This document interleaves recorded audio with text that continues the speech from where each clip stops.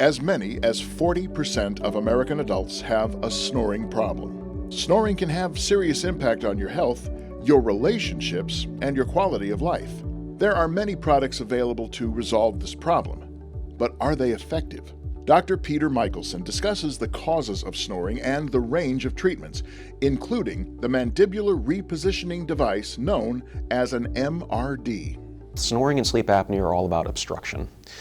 Snoring is typically some obstruction in the airway where there's a sound that you can hear, sometimes very debilitating to bed partner of the patient. When you go further with that and you start to get actual collapse of the airway, that's when you can start getting obstructive sleep apnea. So the successful treatments for either snoring or sleep apnea depends on successfully treating the area that's obstructing or having resistance. Whether that's the nasal airway, whether that's the oral cavity or tongue base or the throat, each of those locations have their own successful devices and or treatment options. The mandibular repositioning devices are very successful. They have decades and decades of research and literature behind them. They're often a nice alternative to CPAP or the breathing device that will keep your airway stented open. A lot of patients have difficulty with that if they're claustrophobic or they toss and turn when they sleep, or even just the generalized feeling of having a contraption on their nose or mouth. The mandibular devices can play a crucial role in just changing the anatomy of the oral cavity, moving the tongue a certain way, moving the lower jaw a certain way to give the opening of that airway just enough to decrease snoring and to help overall health and to improve your sleep. Dr. Robert Merrill from the UCLA School of Dentistry discusses how the mandibular repositioning device helps with snoring. What the MRD does, it's an upper and lower appliance, and those appliances are connected. So the MRD device brings the jaw forward, and when the lower jaw comes forward, the tongue comes with it, and then that helps to open the throat so that air can get through. We're doing research at UCLA as part of our sleep program, the dental sleep program there. And one of the studies that we're doing is looking at changes in the brain, good changes in the brain that are brought about by using one of these MRD devices. These areas of the brain that seem to be heavily impacted by the lower oxygen saturation during the sleep apneic events. There's another study that we're doing at UCLA where we're looking at how bringing the tongue forward with that MRD device can actually open physically open that airway so that more air will flow through, and we can relate the benefit of that to the degree of the opening of that airway. Dr. Michelson reveals the results of his research on products for stopping snoring.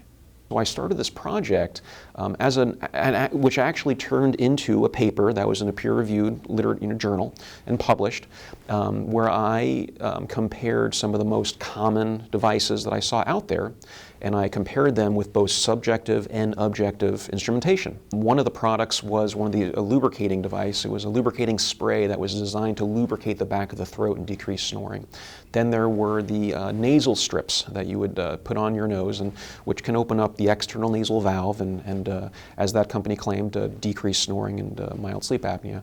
And then the third was a pillow that would change your neck positioning during sleep.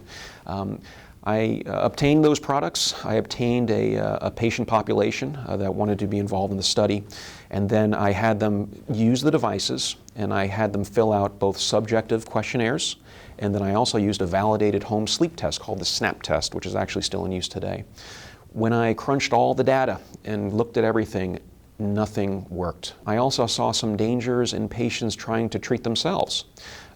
In other words, if your body is telling you something, if you're snoring and you're having difficulties, it can be the sign of something more, such as sleep apnea.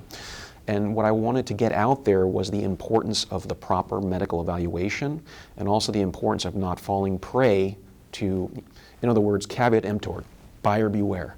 Understand what you're buying. Up to 25% of patients that have significant snoring, some of the obstructions in their nose. And in addition to that, some patients have difficulty using CPAP or nasal devices because of a deviated septum, or the tissues in the nose are very swollen or crooked.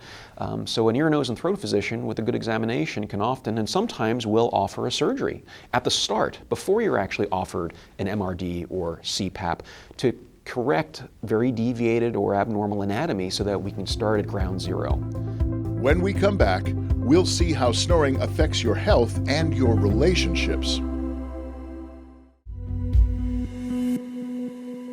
Clinical psychologist Dr. Wendy Troxel specializes in sleep medicine. She reveals the extent that snoring can affect a relationship. My research focuses on how sleep is a shared behavior among couples, and how disorders like snoring or other types of sleep-disordered breathing can really have a negative impact on the health and functioning of both individual members, but also on the health of the relationship. We know that sleep loss is directly associated with key factors that are critically important for relationships. Things like our ability to regulate our moods, our likelihood of having depression or irritability, our ability to problem solve well, or to read another person's emotions. These are all skills that are critically important in the context of relationships. Couples need to work together to get a good night's sleep. Couples need to recognize that snoring is a we problem. It's affecting both of you. And the first strategy and the most important thing is to first find out if there is some underlying medical cause that should be treated, because snoring often goes hand in hand with sleep apnea, which is a clinical sleep disorder, and it's associated with a number of negative health consequences, including increased risk for heart disease.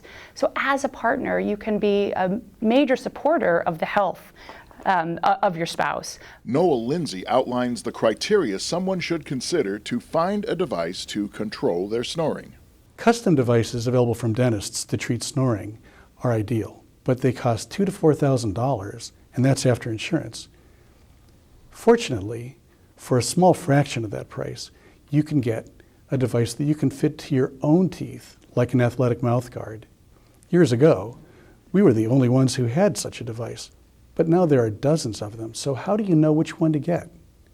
Well, if comfort is your top priority, you should try to get something that's not too bulky, and you should avoid components that protrude outward that might irritate the inside of your cheek, even if that means that you don't get a device that is adjustable after the initial fitting process. If you're prone to gagging, avoid devices that hold down the back of your tongue. If you want to avoid BPA, only buy a device that is advertised as being BPA free. If you have an overbite or an underbite, make sure you get one that can accommodate you. Once you've picked a device that's right for you, give yourself 3 or 4 full nights of use in order to get acclimated. During that time, your teeth may feel a bit sore, but then it should be really comfortable. If you can't get acclimated to using this type of a device, there are some other solutions that may work for you, such as EPAP or tongue retention devices. Either way, you find something that really works for you, it'll change your life. Dr. Peter Michelson gives some important advice to people who snore. What it comes down to is obtaining a treatment that is designed for you by your provider. And once again, that starts with an adequate exam. Understanding your health and general nutrition. Understanding that this is not just a symptom, this is not just a sound at night that upsets your spouse. If this is a sign of something more, you can have hypertension, you can have issues with worsened diabetes, you can have problems with obesity, you can have problems with pulmonary hypertension, you can have all these other medical problems that are from the source of sleep apnea and obstructed breathing. So go to your provider and get a good examination, and we can go from there.